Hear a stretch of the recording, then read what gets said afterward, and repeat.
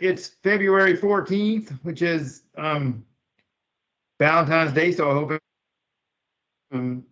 has a nice rest of the day for. I am the chairman of the policy committee, and this is the policy committee for Department of Disability and Special Needs regular monthly meeting in February.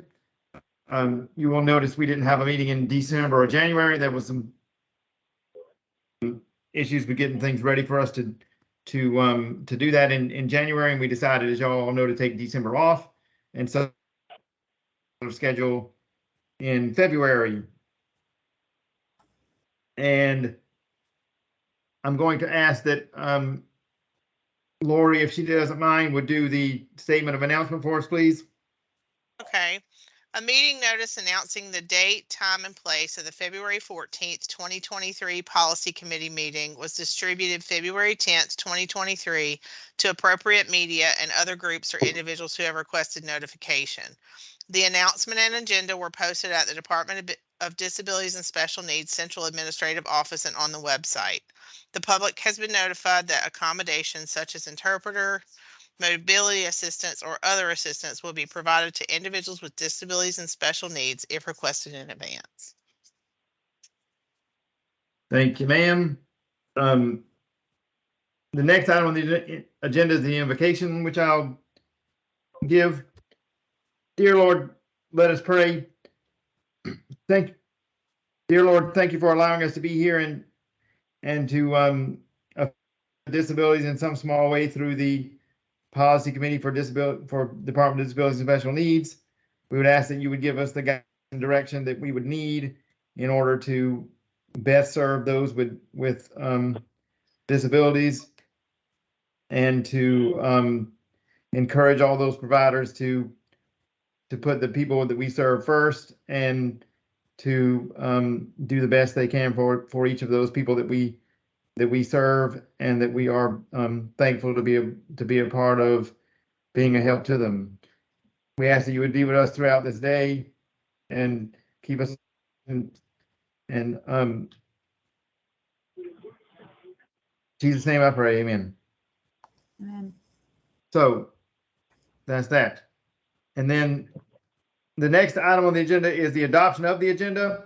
I think everybody here knows, that's ever watched one of these meetings for the last several years, that we go by pursuant of order. We operate under unanimous consent, and therefore, if I don't hear an objection, we move forward. So if I don't hear an objection in 3 seconds, we will adopt the agenda as written. With no objection, the agenda is adopted as written. And the next item on the agenda is number 5, which is to approve the summary notes of the November 8th meeting, which is our last meeting before this one. As we all know, that's on page 1 and 2 under tab 1 of our booklet, if you have on the or on the sheet on the computer. And if there's no objection to that, I've read it and I have no problem with it.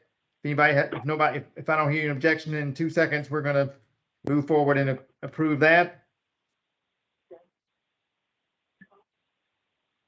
Okay, that we can consider the summary notes for the November meeting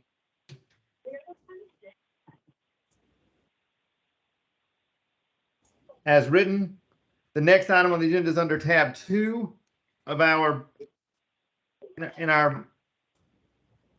information that we have, and under tab 2 is the individuals and family support respite, which is a state funding respite for those with disabilities, obviously for statewide for those with disabilities. This is a policy that hasn't been updated in a long time, which we're updating now. So I don't really have anything on this policy to talk about after some discussions, except the sheet after the policy is over, there is on page 8 of this in our booklets, which is a application for the Department of Disabilities and Special Needs application for respite funds. This is basically a sample application that the providers would use. They don't even have to use our actual application, but they have to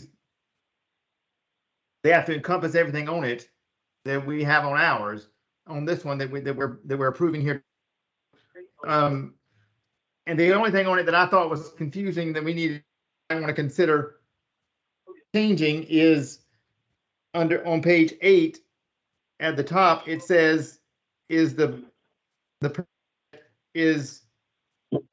receiving services, are they currently employed? And it says either part-time or full-time. And since part-time and full-time can be ambiguity as to what that means to some people, part-time, it used to be 25 years ago, part-time was anything less than 40 hours. Well, now sometimes 35 hours is full-time. So there's debate about what part-time and full-time means anymore. And so I was thinking we would change that to say the hours per week they work. It says, are they currently employed? And obviously that means yes, they are. And if it's full-time or part-time, it would be how many hours they're employed per week. So you'd have that ambiguity of full-time and part-time out of there. Is what I would say there, is what I would recommend that we change there so that it would say how many hours per week they worked. And then the other thing on this same form, and I'm happy to discuss this with the committee or with Lori or however we want to do it. But the only other thing on this form would be it says regarding the DDSN eligible person, who is the person that's primary caregiver. This is a different person, obviously. This is the primary caregiver that's asking for the respite services, and it asks on there for their name and the relationship to the person that we're serving, and the age of that primary caregiver. And it would seem to me that it'd be relevant to know whether they worked and how much they worked, in order to know more about why they services they needed. So instead of not asking them at all, do they work, I would say, are you employed and how many hours per week do you work? So we would know, we'd have an idea as to if they only work 5 hours a week, then, or if they work 50, then they'd be more likely to need more respite services, because we have to decide how much this form has to decide how much respite for. And so that's why I would change those two things on that form. Commissioner Malfris, this is Yep. Ann Fowler speaking here at Central Office. With regards to the employed question, full-time versus part-time, the definition of that in South Carolina is 29 or less hours for part-time and 30 or more for full-time. I'm not sure what type of language you would want instead for that ambiguity. I think that that's generally how it's defined in South Carolina. We could maybe include something like that, but I think that that's the general Well, we either need to say that, which is how it's defined in South Carolina, or we can say just what I was thinking about doing was saying are you currently employed, and then say how many hours per week do you work? In other words, instead of saying 30 or less or 30 or more, we would say how many hours. Like, is it 20? Is it 25? Is it 30? I mean, if it varies enough to where people couldn't tell us how many hours a week they work, then you could put down full-time or part-time, and you could define full-time and part-time to say 30 hours a week or less, or 30 hours a week or more. But this, you wouldn't know that from this form what part-time or full-time meant. So we certainly need to put that down if we're going to say it's 30 hours or less or 30 hours or more. yes, and Commissioner Malfris, with it, if you're asking how many hours a week they would work, the only concern I would have would be for part-timers. It could vary week to week.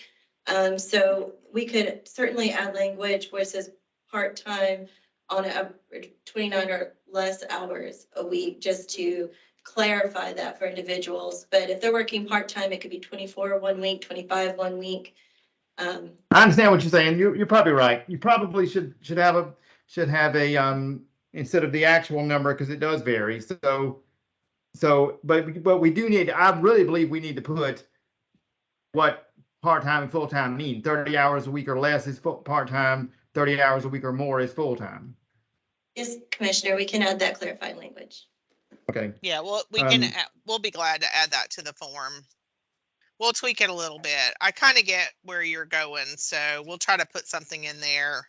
The purpose of the form is really to help the person who's making the decision make a better decision. So, right. I kind of see what you're saying about wanting to know, if somebody's working 30 hours a week versus 70 hours a week, which sometimes people are, so exactly. we'll figure that out and, try to come up with something that gets to that information a little better. I did have one change that I wanted to bring up about the policy itself, and just get the commissioner's approval to make this change. Hold on one second before you do that. Sure. Hold on one second. Let me finish this form, and then we'll go back to that. I'm sorry, I should have done that first. Okay. I'm sorry. You mentioned to me you wanted to say something. I'm sorry. That was my mistake. That's okay. Does anybody here have an objection to saying rather the person that is eligible for the primary caregiver, are they employed or not? Because the first part, what I was talking about, was the person that's receiving the respite, and the other one is the person that's the primary caregiver. So basically, be changing on both of that. Is that okay with y'all? That's fine with me, I guess. I mean, is that a problem? It's fine with me. Think, Lori? It's fine with us. Okay, all right. If that's something you guys want to see on the form, I don't have any problem making some adjustments. I just think it would give the person who's trying to make a decision more information, and I think that's always better. Sure. I agree. So that completes the form, and so with that change, we'll put that out for that form out for public comment. But before that, we need to get to something else in the policy itself, which Lauren wanted to bring up. So go ahead. Sure. So on page 5 of your packet, or page 3 of the actual policy, the first paragraph under administration, whenever this policy was being updated, we did not realize that the commission had voted in 2019 and a memo had been administered by one of the previous CFOs related to allocating administrative cost from the award that is received by each case management agency. So what I would like to do is change that sentence to read case management the last sentence of the first paragraph. Case management providers administering ISFR funds may allocate up to 5% of the total award towards administrative cost. So that's what we would like to add. And the reason that the commission approved it in 2019 is this funding actually comes as a lump sum to a case management provider to distribute to people. It's total state funding. It's for use of people who are not in these kind of long-term ongoing programs. And in order to administer these funds, it requires the provider to receive applications, make decisions about approvals, denials, issue checks. So there is some administrative costs that goes along with it, which is why you guys approved it when you did back in 2019.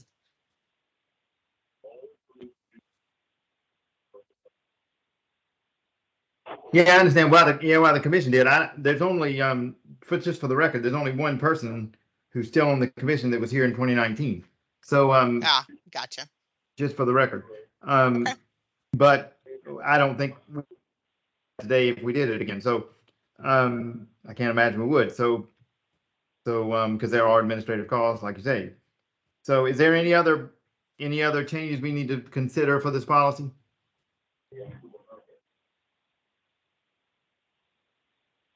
Lori, is that the only one? That's the only one.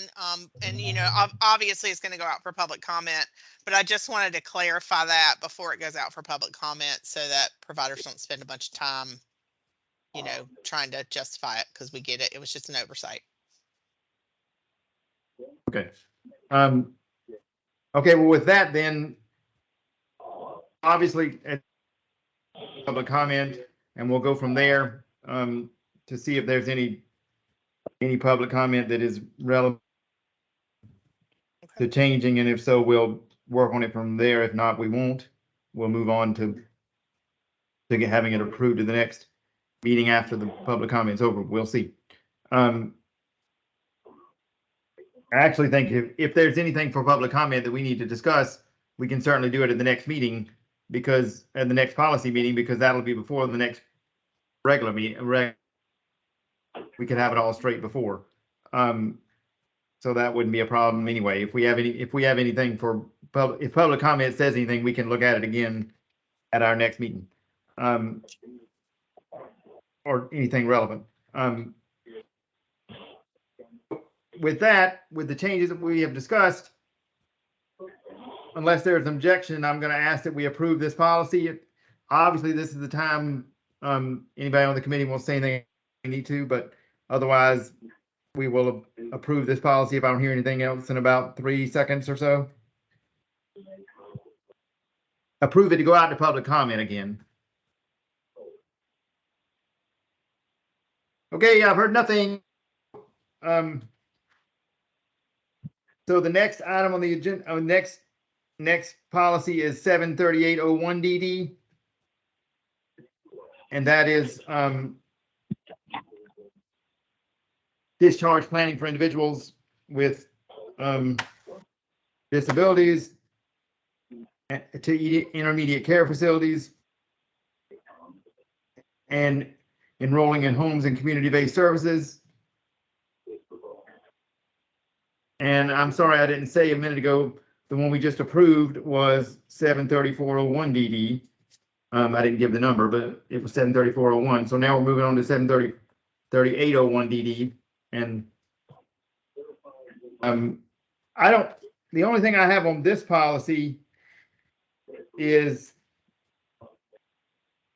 and I think we'll have y'all out of here quickly for Valentine's Day, so y'all can do y'all's thing on Valentine's Day, is I just wanted a little bit of clarification on what it says, what it is talking about here, where it says on page 13 of our packets, or on the notebook packets, I should say, which I would assume was page 11 on yours, probably, is under, I guess it's the 1, 2, third paragraph down. It says, in most situations, the waiver enrollment date will be the date the individual is officially discharged from the ICF or from the ICF. And I was just wondering, what did we need to use by most situations? Because if that date is different, do we need to clarify what the person needs to do differently? Because it says in most situations. So I think the reason it says in most situations is because it happens in most situations, right? In most situations, a person leaves the ICF facility and goes home or to a waiver funded facility kind of that day. They go from one place to the next place. The reason that we left it a little open is because, just like everything else, when you're dealing with people, there are things that can happen that change that. Like one of the things I could think of, Commissioner Malfris, is if somebody had something happen right at the last minute that caused them to have to go somewhere where they couldn't be enrolled in the waiver, like a hospital. Let's say that a person, is in an ICF and there's a planned discharge for Friday. Well, on Thursday, something happens and they need to be admitted to the hospital for a couple of days. You can't enroll them in the waiver when they're in the hospital because they can't receive services in the hospital. So we would need to wait until they were released from the hospital on Sunday or something like that. So it's written in there because it's not in I cannot absolutely say that it will always be 100% without a doubt on the date they're discharged from the ICF. I understand that. I was just wondering if there was anything we needed to put in here to clarify what somebody needed to do if it was not on the same date. Is all I'm getting at. I don't think so. I mean, that's just my opinion. There's there's a whole manual around waiver policy and procedures that talks about when people can be enrolled, how people are enrolled, when they get services. You couldn't cover all of that in a directive. We can take the sentence out if you find it confusing. But it's really just to say, typically it's one day the next day. I just want to make sure there's nothing else we need to put in here that clarifies. But if we don't need to clarify anything, I'm not overly concerned about it. I just wanted to bring it up since it was in here that way, and I just wanted to clarify that. But I don't really have any problem unless somebody else on the committee wants to take it out for some reason.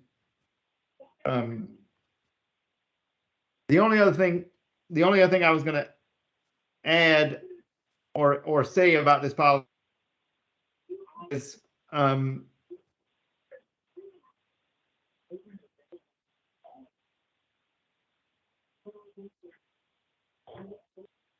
well, I guess it relates to what we just talked about, but it says in the last sentence, it says billing for all these waiver case management should be the waiver enrollment date as the date of service. Right. So does that depend on what we just talked about? No, it really should. Really should be a must. That's what I was going to say. Shouldn't that be a must? Yep, I can change that. Okay. All right. And the thought behind that is, case managers are doing work for people for up to 6 months before they move.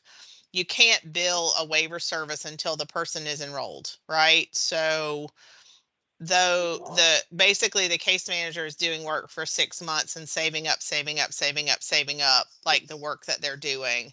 And then they will bill HHS on the day of enrollment for all of the units on one day. Okay. So so that should say must then. Yep, I can change that. Okay. All right. That's the only other thing I was going to ask. But I mean, everybody here knows by now how I dislike ambiguity, and that just helps with that. So that's good. So anyway, I wanted to mention this too. On a positive note, I do love the way it says here and puts what the related documents are. Anytime we can do that, I think it's helpful. If anybody's looking at the policy and they want to know what's related to it, and maybe we can give them other related documents to read, I think that's very important. And so I'm thankful that that's on here. That's pretty much the only thing else that I had for this particular policy. I don't even have anything on the checklist or anything, except on the last page, number 18, we need to all this stuff in blue is obviously not going to be there anymore, so we need to put back where the people would sign and stuff on this thing. But so this is not exactly what that form would look like, I wouldn't guess, right? Because the questions need to be brought up some, and the signatures need to be at the bottom of this, right? On page. on the No, last it page. really doesn't need a sign off, right? This is really a tool for the regional center to use related to transition. There was a time period where the residential providers and the regional centers kind of signed off, and DDSN signed off on ICF transfers or discharges. But at this point, there's another policy which is mentioned in here. It's the residential need policy 709 that basically addresses what needs to happen for approval for that person to move. Okay. So you want to, so you're going to, anyway, you might just want to look and see if it needs to end with where we have an ending, or whether we need to put those questions up somewhere and let it end. It might be better to end in another place, but y'all can look at that and see. Okay. If whenever you put it out for public comment, you can look at it and see if there is any place, and you can do it and move it. I'm just talking about moving something around. Maybe it might make it easier, but I'm not overly. And so we can just put that out. So then maybe we could make the form optional, because it's really, this form is really for people to have a checklist. But you know, if they have another checklist they want to use instead of this form, I don't really think they have to use it. It's not even mentioned in the policy. It's just an attachment that's always been there. So I didn't want to like totally remove it, but maybe we could just indicate that it's an optional form. Yeah, well, that might be better. If it is optional, we should indicate that then. Okay. We definitely should indicate that. If it's truly optional and they don't really need to use it, yeah, then we probably should say that, so it's clarified again. Yeah, and maybe we could call it, you know, it really is a checklist. It's not a required form. It's just a checklist to make sure that the stuff in the policy is completed. So, you know, like I said, we can think about doing that. And maybe whenever it goes out for public comment, if providers have, you know, any preference, they can kind of let us know that too. And then we can make that decision on it from the long term. Yeah, and they might want to decide there's something else on here that really doesn't need to be here. Sure. You could just take it off, and we could put it out for public comment that way. Yeah. Particularly if it's an optional form. Yeah. So anyway, well, and if it, you know, I don't want to cause it to be more for them, but if it's helpful to them, that's why the reason I didn't remove it is because I was afraid that if I just removed it, I would get, well, this is helpful, right? So okay, I got you. I can kind of go from providers. I don't have a ton of experience with this form at all. So, you know, I just didn't want to take it all the way out. Okay, well, we can go from there then. All right. That is truly the only thing. I was just flipping through here because I knew that was one other little thing, but that was it. Okay, with that, we will approve this policy to go out for public comment. With the should change to must, as we talked about, and that's pretty much that. So and what I don't think there was anything else we decided to change. I'm trying to think right this second. But if not, we'll approve it as it is, and we'll put it out for 10 days, and then we'll see if there's any comments. And when he comes back, we will discuss it. We'll discuss the comments if necessary at our next policy committee meeting before the March commission meeting for these to be approved, and for whichever ones we approve next month to be brought. Both will be brought in April to, or the goal would be to have both brought in April to the commission meeting for approval. So we can move on with other policies. So with that concludes the only two policies we're doing today. We hope to have some more next month. But we have to, they have to be ready for us to evaluate. So, for us to evaluate them. So there's others we could have evaluated, but we couldn't get them ready in time. So we will have those ready in March. And our next meeting is March 14th. Is the plan right now, which is of course a Tuesday. It's the second Tuesday of the month, which is what we normally do. And it'll probably be 3 o'clock unless there's some reason for one of the committee members. So, or that they need to change it. Otherwise, I will ask for a motion to adjourn. Well, I don't really need to ask for a motion to adjourn. I'm just going to say we are going to adjourn unless there's an objection to it. I'm sorry. I used to think you had to have a motion to adjourn, but you don't. So I'm just going to say we are adjourned unless I hear something in 3 seconds.